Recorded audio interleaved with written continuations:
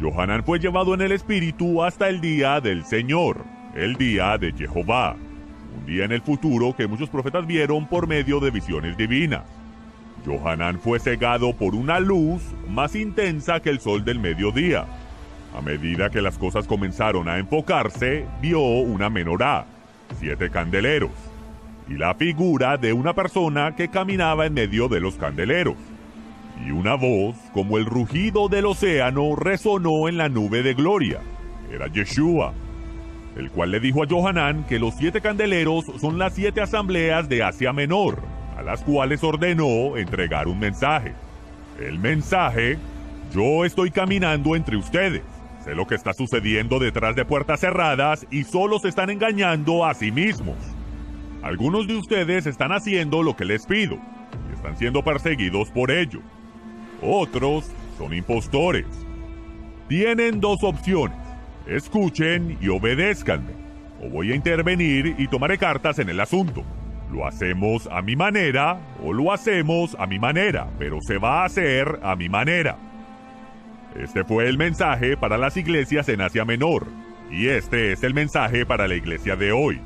El rey viene pronto y no está nada contento con las cosas que se hacen en su nombre.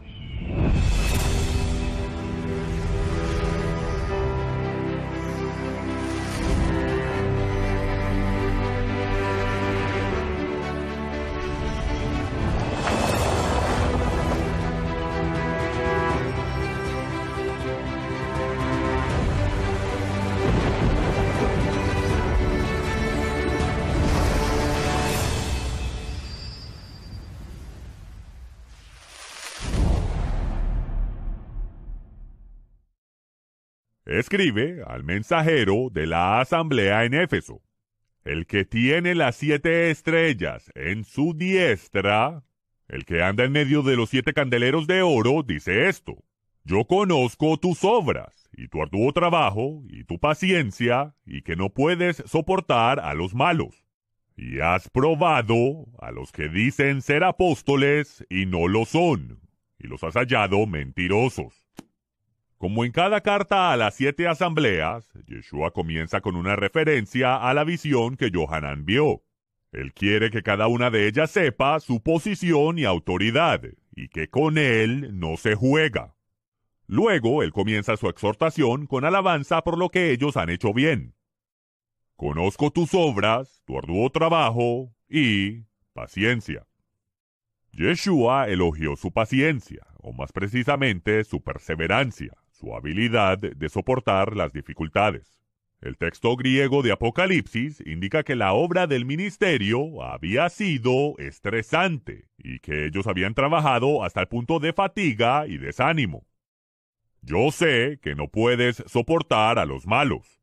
Yeshua reconoció que ellos no tenían tolerancia para aquellos que hacen el mal y se niegan a cambiar.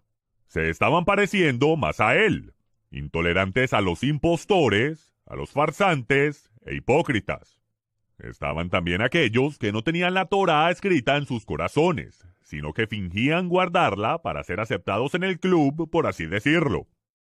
Así como Judas dijo en su epístola: hombres impíos han convertido la gracia de Dios en libertinaje. Estos impostores habían redefinido la gracia para que se ajustara a su estilo de vida contrario a los mandamientos. Se excusaban de actos abominables que el Todopoderoso condenaba. Tan notoria era esta perversión de la gracia en el primer siglo que Tito consideró necesario aclarar la definición bíblica de gracia con el fin de eliminar toda ambigüedad sobre el tema. La gracia es el empoderamiento divino para hacer lo que es humanamente imposible: vivir una vida santa, justa y piadosa en medio de un mundo enfermo, torcido y perverso. Has probado a los que dicen ser apóstoles y no lo son, y los has hallado mentirosos. Yeshua elogió a los efesios por poner a prueba a aquellos que falsamente afirmaron que eran apóstoles o enviados. Ellos con razón y con cautela hicieron la pregunta: ¿fueron realmente enviados por Yeshua estos hombres y estos maestros itinerantes? ¿O será que se enviaron ellos mismos? ¿Cuál es el fruto de su ministerio? ¿Están lucrando con el inocente y engañando al neófito? Ellos no aceptaron a estos tales ministros del Evangelio por su fachada. Ellos probaron a aquellos que vinieron a sus congregaciones y los denunciaron como falsos apóstoles, mentirosos oportunistas. Has resistido las pruebas, has soportado y por amor a mi nombre has trabajado arduamente y no has desmayado. Pero, la palabra pero aquí también podría traducirse como sin embargo. O a lo mejor podría traducirse de una forma más expresiva de la siguiente manera. A pesar de todos sus grandes atributos, por los que acabo de elogiarte, tengo que hablarte de algo que no me está gustando. Versículo 4. Pero tengo algo contra ti, que has dejado tu primer amor. Por lo tanto, acuérdate de dónde has caído, arrepiéntete y haz las primeras obras. Pues si no, vendré pronto a ti y estremeceré tu asamblea. Haré esto a menos que te arrepientas y hagas las primeras cosas que te dije que hicieras. Estos santos en Éfeso comprendieron la reprensión de Yeshua. Ellos sabían que se habían descarrilado enfocándose solo en el trabajo ministerial, perdiendo así el primer amor que tenían cuando conocieron a Yeshua. Él pidió que se detuvieran y recordaran de dónde habían venido. Arrepiéntanse y regresen a una relación pura. Hagan las cosas por amor y no por obligación o por una promesa de recompensa. La experiencia nos enseña que aquellos que están comprometidos en la obra del ministerio siempre están en una batalla. Ellos estarán a la ofensiva arremetiendo contra las fortalezas del enemigo, liberando a los cautivos, o estarán defendiéndose contra los ataques del adversario y sus secuaces que intentan robar, matar y destruir. Estos santos en Éfeso trabajaron en la obra ministerial, soportando la fatiga y el agotamiento. Y sin embargo, se perdieron en las luchas de la vida y el ministerio. Yeshua sacude las cosas cuando cruzamos los límites, tanto en lo personal como en el cuerpo de los creyentes. A aquellos que pretenden ser de Él, pero no lo son, Él no se molesta en corregirlos. Él los ignora a menos que se interpongan. Hay personas, como Ananías y Zafira, que piensan que pueden engañar a todos. Pero tanto los mensajeros como las asambleas están bajo la supervisión directa y cuidadosa de Yeshua.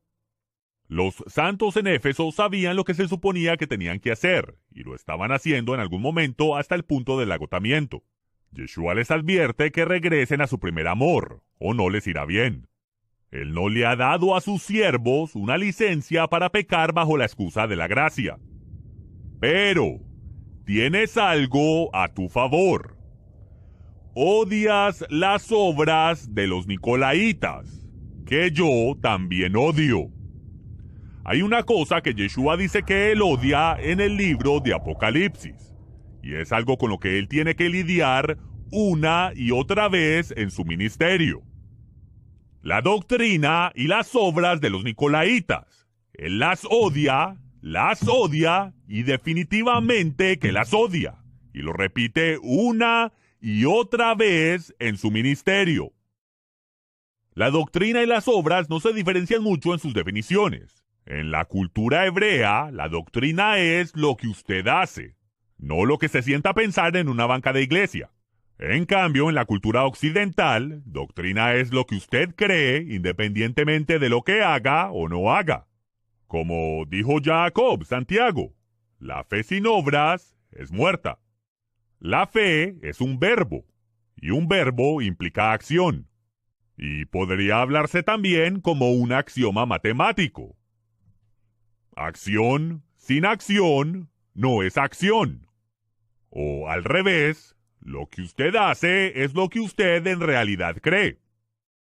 Cuando Yeshua le dice a los santos en Éfeso que odia las obras de los Nicolaitas, y luego le dice a los santos en Pérgamo que odia la doctrina de los Nicolaitas, La doctrina a la que él se está refiriendo es la enseñanza que está haciendo que el sistema nicolaíta sea aceptado como un modo de conducta apropiado entre los santos. Yeshua odia tanto la doctrina como las obras de los nicolaítas. Nicolaíta es una palabra compuesta en griego que no podría articularse de una manera más concisa en ningún otro idioma. Nico significa opresor, que viene de Nike, el dios de la victoria. Laíta es el pueblo, el proletariado, los que sirven bajo los caprichos de los opresores. Nicolaíta, opresores y gobernantes del laíta, del pueblo. Puesto que esto es una transgresión atroz de las enseñanzas de Yeshua, y esta herejía es universalmente ignorada por el cristianismo moderno, sería beneficioso entender la doctrina nicolaíta para poder mantenernos lo más lejos posible de esta profanación que ya se había infiltrado en las asambleas de Asia Menor en el primer siglo. Volvamos al ministerio terrenal de Yeshua para descubrir por qué detesta esta doctrina con tanta pasión e intensidad. En el año 28 fue necesario un 13º mes para permitir que la cebada madurara antes de la Pascua en la fiesta de los panes sin levadura. Durante este mes, Yeshua hizo una última travesía por Galilea y su última parada antes de llegar a Jerusalén para la Pascua fue la ciudad de Jericó. Ese día, Yeshua dio la noticia a sus discípulos de que los gentiles lo matarían cuando subiera a Jerusalén esta vez, y que resucitaría de entre los muertos al tercer día. Santiago y Juan aprovecharon esta oportunidad para asegurarse lo que pensaban que serían las posiciones más altas en el futuro reino de Yeshua. El Evangelio de Marcos cuenta la versión corta de esta historia. Cuando iban a Jerusalén, y antes de llegar a la ciudad de Jericó, donde pasarían la noche con Zaqueo, un cobrador de impuestos judío para Roma, Yeshua comenzó a contarle a los 12 las cosas que les sucederían. He aquí, que es la manera resumida de decir, quiero que entiendan algo ahora mismo. Subiremos a Jerusalén, donde yo, el Hijo del Hombre, seré entregado a los sacerdotes gobernantes y escribas. Ellos lo condenarán a muerte y lo entregarán a los gentiles, que se burlarán de él y lo azotarán y lo escupirán y lo matarán. Pero al tercer día resucitará. Fue en ese tiempo que Mateo, Marcos y Lucas relataron este incidente entre los discípulos como un ejemplo de manipulación. En lugar de preguntar por sí mismos, Santiago y Juan pensaron que sería más difícil para Yeshua rechazar a su madre, así que la enviaron a hacer la incómoda petición. Mateo 20:20.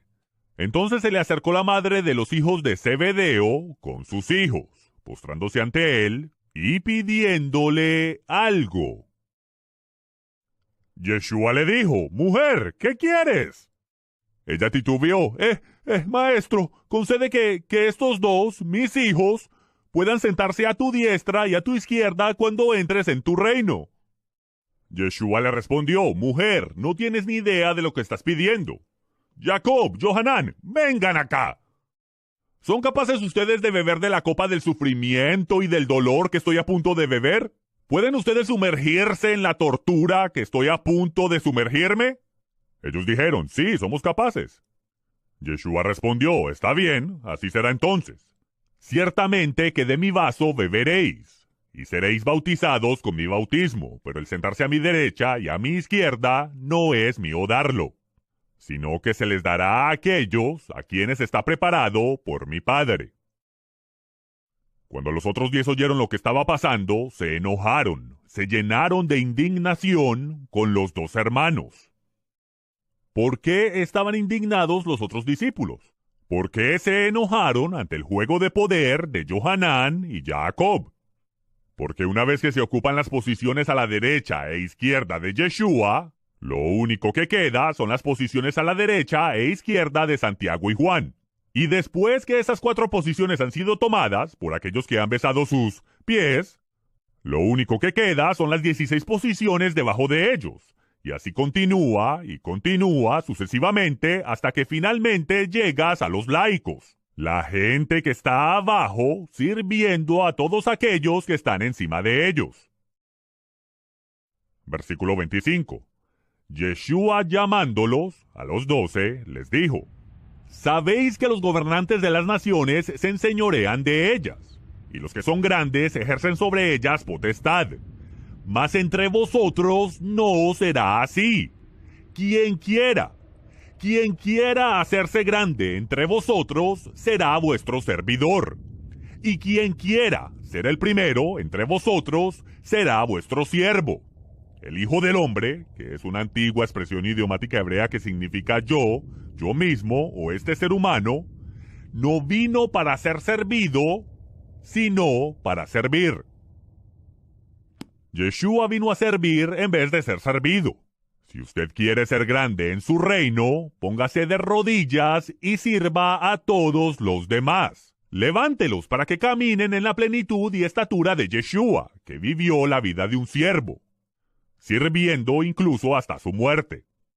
Así es como se llega a ser grande en su reino. Yeshua dijo que no vamos a ser señores de nuestros propios reinos. Ustedes no se van a enseñorear de la gente. Ustedes no van a subyugar al pueblo, haciéndolos que les besen los pies, esperando la próxima posición vacante en sus reinos, mientras que condenan a cualquiera que se equivoca o que no alcanza sus expectativas religiosas. Yeshua odia eso. Lo odia. Definitivamente lo odia con toda su fuerza y con toda su pasión. Un odio que proviene del amor infinito por aquellos que son abusados sistemáticamente por los tiranos religiosos y civiles que aplastan bajo sus pies a personas inocentes. Lucas 18:34 nos dice que ellos no comprendieron estas cosas y esta palabra les era encubierta. Ellos simplemente no entendieron lo que Yeshua les dijo. La razón por la cual estas cosas eran encubiertas era porque no querían oír la verdad. Tenían sus propios intereses. Por eso la doctrina y las obras de los nicolaitas son ignoradas y desestimadas por los líderes religiosos de hoy en día. Esto es debido a que la base de las denominaciones cristianas modernas está firmemente arraigada a esta doctrina manipuladora que despierta envidia. Si no tomamos una postura y erradicamos la doctrina nicolaita de entre nosotros, Yeshua lo hará, y cuando Él lo haga, no será algo placentero.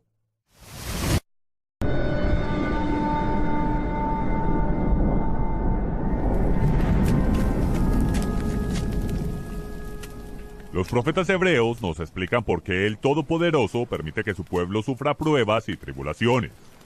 Es para librarnos de los pastores deshonestos. Estos jornaleros salen corriendo a la primera señal de problemas. Su instinto de supervivencia les obliga a culpar y sacrificar a sus ovejas por su propia seguridad, en lugar de como lo hizo David, enfrentando a leones y osos solo con una honda, una vara y sus propias manos.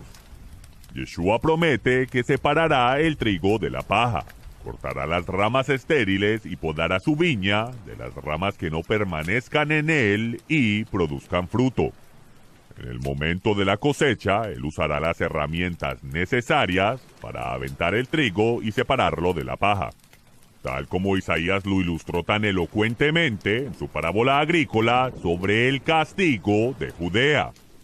Porque el eneldo no se trilla con trillo, ni sobre el comino se pasa rueda de carreta, sino que con un palo se sacude el eneldo y el comino con una vara. Sin embargo, el grano es triturado, porque si no tendría que trillarse con una vara indefinidamente. Pero hasta esto se logra con la rueda de una carreta, no bajo los cascos de los caballos. Esta es la obra de Jehová Sebaot, el Señor de los ejércitos. Es consejo sabio y una estrategia excelente. La advertencia de Yeshua a las asambleas en Asia Menor es una advertencia para cada generación, ya sea que requiera de un palo liviano o de la rueda de una carreta. Él hará lo necesario para lograr que su esposa sea limpiada de sus vestidos sucios y hediondos contaminados por la adoración babilónica al dios Sol, y prepararla para la boda del Cordero en el Mishkan en el cielo. A menos que estemos dispuestos a escuchar y obedecer las palabras de Yeshua y a limpiar el desorden en nuestras propias congregaciones, su revelación concerniente a las cosas que deben suceder para dar inicio al reino mesiánico al fin de la era caerá en oídos sordos. Es por eso que debemos entender y corregir nuestros caminos antes de que las cosas se pongan difíciles. Los discípulos de Yeshua no podían entender porque él le estaba hablando en parábolas inexplicables a la multitud reunida alrededor de su casa en Cafarnaúm. Los discípulos le preguntaron, ¿por qué hablas a la gente en parábolas? Él les respondió, porque a ustedes les es dado saber los misterios del reino de los cielos, pero a ellos no. Porque a cualquiera que escucha y obedezca, más se le dará, y tendrá aún más en abundancia. Pero quien quiera que no obedezca, incluso lo que tiene le será quitado. Es por eso que les hablo en parábolas, porque tienen ojos, pero no ven, tienen oídos, pero no oyen ni comprenden. Debido a que los santos en Éfeso odiaban el sistema religioso nicolaíta, que ya se había establecido en otras asambleas, Yeshua los elogió y los alentó a profundizar en él. Ellos habían probado a los que decían ser apóstoles enviados, pero descubrieron que se habían enviado ellos mismos a esquilar el rebaño, tomar el botín y huir. No toleraban la maldad en medio de ellos. Los que no tenían la Torah escrita en sus corazones fueron expuestos rápidamente como estafadores. Los que no manifestaron el fruto del Espíritu de Dios quedaron evidenciados, independientemente de su actitud engreída acerca de cuánto el Todopoderoso les hablaba. Nada en sus vidas demostraba que el Espíritu Santo estaba en ellos. Es fácil esconderse detrás de la religión en un mundo de farsantes religiosos, pero Yeshua ve todo lo que sucede detrás del telón. Y los que tienen al Mesías en ellos pueden ver a través del humo, las luces y los espectáculos religiosos. Los verdaderos creyentes no soportan la falsedad de la religión hecha por hombres. Ellos quieren la carne de la palabra, aunque a veces sea difícil de tragar. Apocalipsis capítulo 2, versículo 7. El que tiene oído, oiga lo que el Espíritu dice a las asambleas. Al que venciere, le daré a comer del árbol de la vida, el cual está en medio del paraíso de Dios. En cada mensaje que Yeshua dicta a las 7 asambleas en Asia Menor, él comienza con elogios sobre las cosas que ellos están haciendo bien, pero luego confronta a aquellos que piensan que la gracia es excusa para hacer lo que ellos quieran. La gracia nunca fue ni será una licencia para violar los mandamientos de Dios.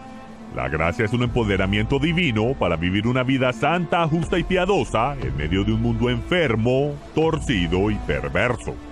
Su gracia nos permite hacer lo imposible. Yeshua no ignora los pecados de Balán, Jezabel o los Nicolaitas.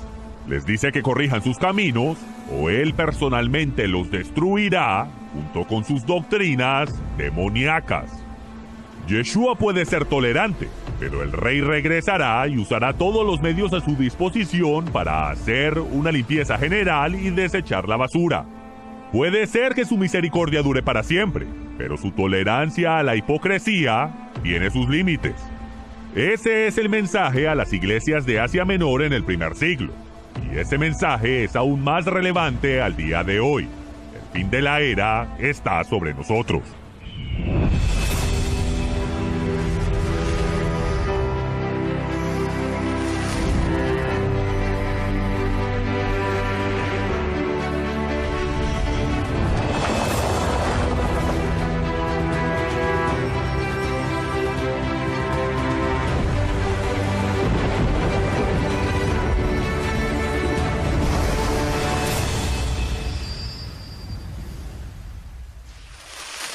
Cada carta que Yeshua dicta a las 7 asambleas en Asia Menor, él establece su posición y autoridad y la realidad de que él está en medio de ellas y entiende todo lo que está sucediendo en sus congregaciones.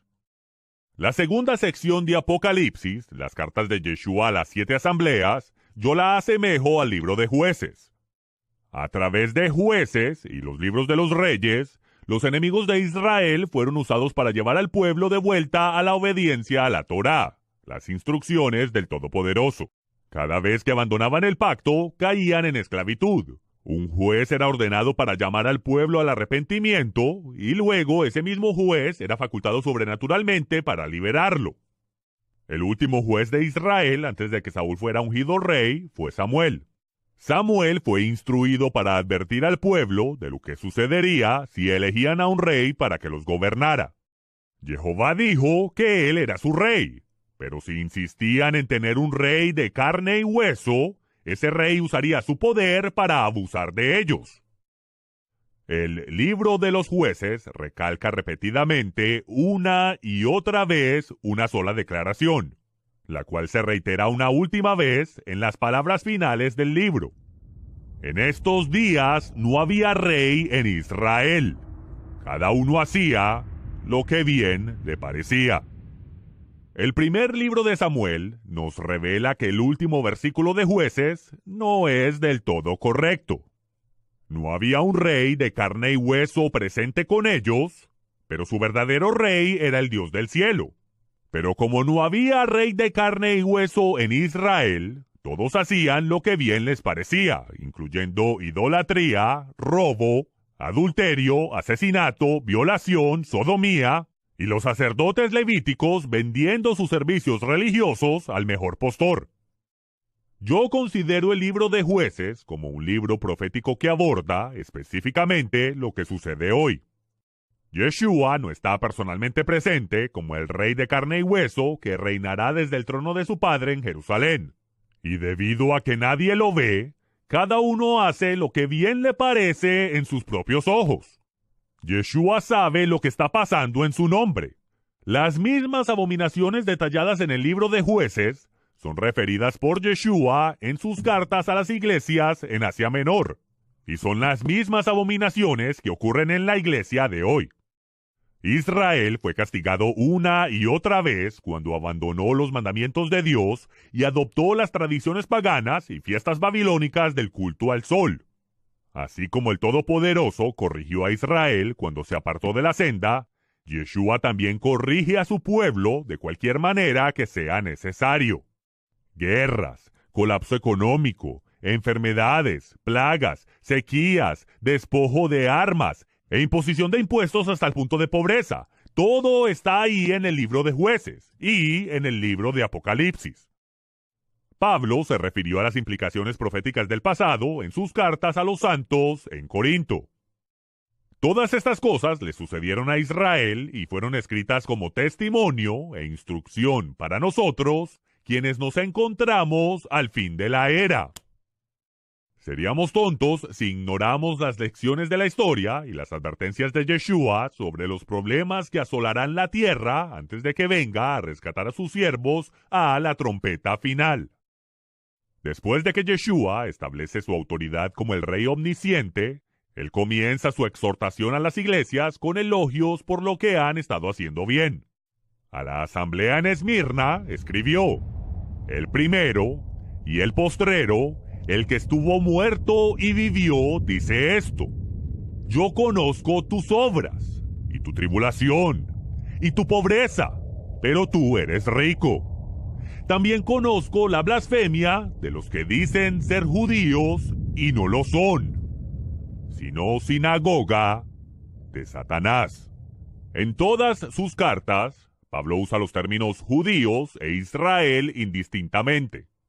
Judío es un término español antiguo que designa a un israelita que vivía en el reino de Judá, a diferencia de un israelita que vivía en el área gobernada por el reino del norte de Israel. Judea estaba poblada por israelitas de todas las tribus, pero los gobernantes de Judea eran de la tribu de Judá. La primera vez que el término Yehudí o judío se usó en las Escrituras fue justo antes de que Jerusalén fuera conquistada por Nabucodonosor y los habitantes de Judea fueran llevados cautivos a Babilonia. En el Evangelio de Juan, el término judío es utilizado principalmente en referencia a la secta de los fariseos, pero la mayor parte del mundo desconoce esta distinción. Pablo, o más adecuadamente Shaul, era un israelita de la tribu de Benjamín, que nació en Tarso y fue educado en la escuela de Gamaliel, en Jerusalén. Shaul se refirió a sí mismo como judío porque fue criado en la religión de los fariseos. Hoy, judío es el término que define a uno que acepta una de las muchas variaciones de la religión de los fariseos. Aquellos que abandonan el judaísmo o el fariseísmo no son considerados judíos por la vanguardia de su religión, independientemente de su linaje. Hoy se les puede negar la ciudadanía israelí incluso a descendientes directos del rey David por creer en Yeshua, porque ya no son considerados judíos de religión. Ese es el problema de identidad de muchos descendientes israelitas de sangre que confiesan a Yeshua como Mesías. La religión del judaísmo dice que ellos ya no son judíos. Y si las altas esferas del gobierno definen judío como una religión, y de hecho lo hacen, entonces están en lo cierto. Esta crisis de identidad hace que muchos seguidores de Yeshua, que provienen de contextos culturales judíos, acepten los atavíos exteriores del fariseísmo para que se vean y se sientan más judíos. Pero muchas de estas tradiciones hechas por el hombre son contrarias a las Escrituras y están en violación directa a las instrucciones de Yeshua a sus discípulos. Pero si se define a los judíos, como está en las Escrituras, un descendiente del área de Judea, entonces uno puede ser legítimamente llamado judío mesiánico. Pero independientemente de cómo se defina el término judío, no se puede decir que Abraham fue el primer judío. Abraham fue el primer hebreo, ibrí, el primero en cruzar y salir de Babilonia por orden del Todopoderoso. Del mismo modo, en el libro de Apocalipsis, los hijos de Abraham, por fe, son ordenados a avar, a cruzar y salir de Babilonia. En su carta a Esmirna, Yeshua reconoce que el peso de los insultos vino de aquellos de la sinagoga farisea en Esmirna. Aceptaron una religión apóstata hecha por hombres y se alinearon con el adversario. Shaul escribió a los creyentes en Colosas advirtiéndoles que no permitieran que nadie los juzgara con respecto a la comida, bebida, la forma de respetar un día sagrado, luna nueva o el Shabbat. Ni los paganos de Colosas, ni los fariseos que seguían las doctrinas y los mandamientos de hombres. Tanto en Esmirna como en Colosas, aquellos que siguieron el judaísmo rabínico en lugar de seguir a Moisés, juzgaron a otros según las reglas y regulaciones que ellos inventaron. Ahora, les pregunto, ¿hay alguna diferencia entre una sinagoga farisea que juzga e insulta a los que no se someten a sus reglas y tradiciones hechas por hombres y una congregación cristiana, cuyas reglas hechas por hombres también sirven para juzgar e insultar a aquellos que no siguen sus tradiciones paganas adoptadas? El mundo cristiano dice ser el Israel espiritual, mientras que el mundo judío dice ser el Israel físico. Reafirmo que estos dos sistemas religiosos hechos por el hombre se han alineado inadvertidamente con las obras del adversario. Yeshua estableció las reglas y habló de manera clara sobre la verdad que separaba los mandamientos de Dios de la religión inventada por los fariseos y los sistemas religiosos inventados por aquellos que llaman a Jesús el Cristo. Pablo dijo que ninguno de estos hombres les juzgue, y Yeshua invalidó sus insultos con uno propio. Ellos son la sinagoga, la iglesia, la asamblea de Satanás. Amigos, eso sí que es un insulto. Y nadie jamás insultó a los religiosos mejor que Yeshua. Yeshua está hablando a verdaderos hombres y mujeres de Dios en la asamblea de Esmirna. No tiene que mimarlos. Comenzó diciendo que Él es el que una vez estuvo muerto, pero que está vivo para siempre. La resurrección es la esperanza de los santos, la esperanza de escuchar, buen trabajo, bien hecho, mi siervo fiel. No temáis nada de lo que habéis de padecer. He aquí, el diablo echará a algunos de vosotros en la cárcel para que seáis probados, y tendréis tribulación por 10 días. Pero sed fieles hasta la muerte, y yo os daré una corona de vida. Yeshua le dijo a sus discípulos que si querían tesoros eternos en el mundo venidero, debían tomar su cruz y ponerse en fila detrás de él. Él dijo, el mundo me odia y me va a matar. El mundo los odiará y también los matará, pero tengan confianza. Yo venceré y gobernaré este mundo. Este no es el llamado tradicional al altar que se escucha en las reuniones de cruzadas evangelísticas. Es algo más bien así. Con sus cabezas inclinadas y sus ojos cerrados sin que nadie mire alrededor, si quiere ir al cielo cuando muera, solo quiero que levante su mano desde su asiento. No queremos avergonzarlo. Pero si levanta la mano, le pido que dé un paso adelante y me permita orar por usted para pedirle a Jesús que entre en su corazón. ¿Qué tal si usamos un nuevo llamado al altar, como el que Yeshua usó en Esmirna, por ejemplo? Levante la mano si entiende que será insultado, que va a sufrir, que lo más seguro terminará hambriento y sin hogar a causa mía. Pasará un tiempo en prisión, sin motivo alguno, será probado en el fuego de la aflicción y su vida terminará antes de que vea el fruto de su trabajo. Pero si es fiel hasta la muerte, será recompensado con la corona de la vida eterna. Ahora que sabe que no va a vivir una vida tranquila y sin dolor, no tema. Tome su cruz, que está en la parte de atrás de la iglesia, arrástrela hacia el altar, mientras nadie tiene la cabeza inclinada y todo ojo está abierto para ver y criticar cada uno de sus movimientos durante el resto de su vida. Todos los cristianos tibios estarán esperando ansiosamente que usted se equivoque para que puedan sentirse mejor consigo mismos. Ahora, este sí es un llamado que dejaría por fuera a los tibios calientabancas para ser salvos. Pero sería mucho menos engañoso que ofrecer el mantra de salvación para entrar por la puerta ancha que he escuchado 1,000,000 de veces desde la niñez. Tendréis tribulación por 10 días, pero sé fiel hasta la muerte y yo te daré la corona de la vida. Es de gran importancia entender que Esmirna es la única congregación que Yeshua no corrige, sino que elogia y alienta. ¿Por qué? Porque están en plena batalla. Han soportado insultos, persecución, y se les ha prometido más sufrimiento y encarcelamiento injusto a manos de un gobierno corrupto. ¿La motivación? No temas.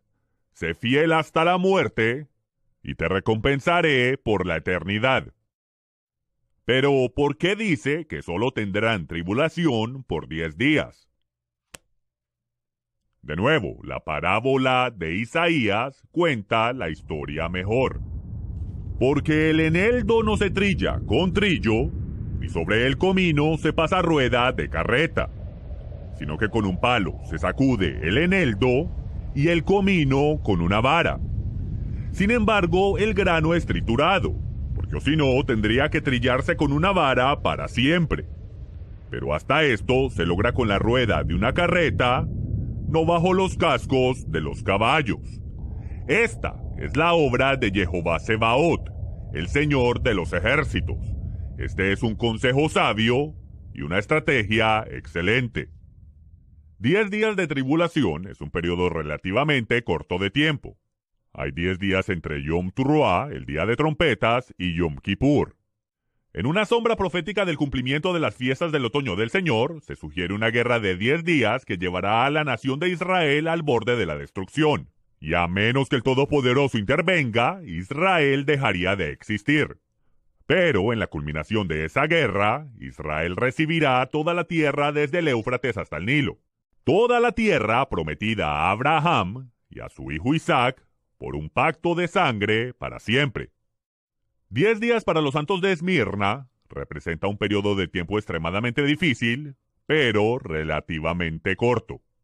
Un corto periodo de trilla.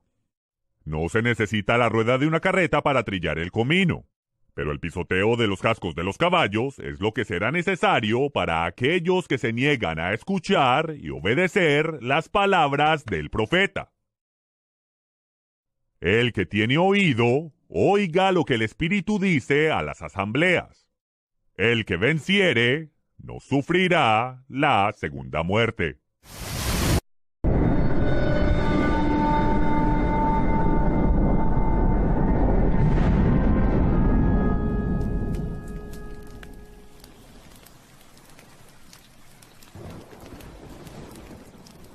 A Pérgamo. El que tiene la espada aguda de 2 filos dice esto: yo conozco tus obras y dónde moras, donde está el trono de Satanás. Pero retienes mi nombre y no has negado mi fe, ni aun en los días en que Antipas, mi testigo fiel, fue muerto entre vosotros, donde mora Satanás. El trono de Satanás no es un asiento o una silla. Es un edificio que se construyó en el templo de Zeus, donde siervos de Yeshua fueron torturados y asesinados. Zeus era la versión griega del dios sol babilónico Tamuz. Tamuz, la reencarnación de Nimrod y todos sus semejantes posteriores a la Torre de Babel, Mitra, Ra, Zeus y Júpiter, nacieron en el momento del solsticio del invierno, en el antiguo calendario, el 25 de diciembre. A medida que la adoración babilónica al dios Sol se extendió por todo el mundo después de la confusión de las lenguas, las costumbres lentamente cambiaron a través de los siglos. Pero la adoración al Sol original de Nimrod tenía puntos en común que aún se observan en todas las culturas y religiones de la Tierra. Estas celebraciones paganas son referidas como abominaciones en las escrituras hebreas, Toevá y Sheketz. Son una violación directa al primer mandamiento exclamado desde el monte Sinaí: no tendrás otros dioses al Panaí delante de mí. Se nos ordenó ni siquiera pronunciar los nombres de otros dioses ni imitar la manera en que los paganos adoraban a sus dioses falsos, practicando las mismas tradiciones para honrar al Dios del cielo. Él dijo que eso es una abominación, que es repugnante, detestable, pútrido y vil. Todo, desde sacrificar bebés y sumergir los huevos de Pascua en la sangre de esos bebés muertos. ¿Qué tal la adoración de Samhain, el dios de la muerte, el 31 de octubre? Y no olvidemos la misa y el sacrificio de niños el 25 de diciembre. Estas son las abominaciones que los hijos perversos de Canaán practicaron, lo cual provocó que fueran expulsados de la tierra. Estas son las mismas prácticas que causaron la ira del Todopoderoso sobre Israel, tal como se registra en el libro de Jueces. Del mismo modo, los santos en Pérgamo no salieron ilesos de su torcida cultura pagana. Yeshua dijo: pero tengo unas pocas cosas contra ti, que tienes ahí a los que retienen la doctrina de Balán, que enseñaba a Balac a poner tropiezo ante los hijos de Israel, a comer de cosas sacrificadas a los ídolos y a cometer fornicación. ¿Cuál es la doctrina de Balán? Balán fue un profeta que fue contratado por el rey moabita Balac para maldecir a Israel a fin de que pudieran ser derrotados y no heredasen la tierra prometida a los hijos de Abraham, Isaac y Jacob. Sin una maldición, no había manera de que pudieran ser derrotados. Balac sabía acerca de la destrucción de Egipto y el cruce milagroso del Mar Rojo sobre tierra seca. Era bien sabido que toda nación que luchaba contra Israel era aniquilada. No podían detenerlos. Balán quería la recompensa lucrativa ofrecida por el rey Balac, por lo que desobedeció las instrucciones del Altísimo y casi fue asesinado por un ángel en la ruta a las 3 reuniones de la Cumbre de Naciones Unidas, donde se suponía que maldecería a Israel. En lugar de maldecir, Balán bendijo a Israel y dijo en su bendición que el Todopoderoso no vio ninguna transgresión en Israel. Esa revelación le dio a Balán la idea de cómo podría obtener el dinero del rey Balac. Balán le enseñó a Balac cómo inducir a Israel a pecar, con lo que quitó la bendición y la protección sobre ellos. La Torá advierte que todos los que están fuera de los mandamientos están fuera de la cobertura protectora de la Torá y están bajo una maldición. Pablo le cita esa misma maldición a los santos en Galacia. Todos los que están fuera de la ley están bajo maldición, tal como está escrito en la Torá. Así como Pablo, Balán también entendió que mientras Israel estuviera dentro de la cerca protectora de los mandamientos de la Torá, ninguna maldición podría caer sobre ellos. Así que Balán le instruyó a Balac a usar a las prostitutas del templo pagano y así seducir a los hombres de Israel para que entrasen a adorar a Baal, a comer de todos sus sacrificios y participar en actos sexuales que están prohibidos en la Torá. Cometer fornicación en hebreo es literalmente involucrarse en asuntos de ervá, actividades sexuales prohibidas que están claramente detalladas en la Torá. Una vez que los hombres de Israel fueron atraídos a los placeres ofrecidos por las prostitutas del templo, violaron los mandamientos de Dios y miles de ellos murieron. Tan pronto que Israel se ocupó de su pecado, ejecutando a los ofensores, mataron al rey Balac y a su codicioso profeta Balán también. En Pérgamo hubo quienes vivieron y promovieron un estilo de vida inmundo y de perversión de la gracia oponiéndose a los mandamientos de Dios. Y esto fue promovido por aquellos que aceptaron la enseñanza y la práctica de los nicolaitas. Donde quiera que se institucionalice la jerarquía nicolaita, el liderazgo eventualmente se involucra en asuntos de ervá, abusando de aquellos que están debajo de ellos.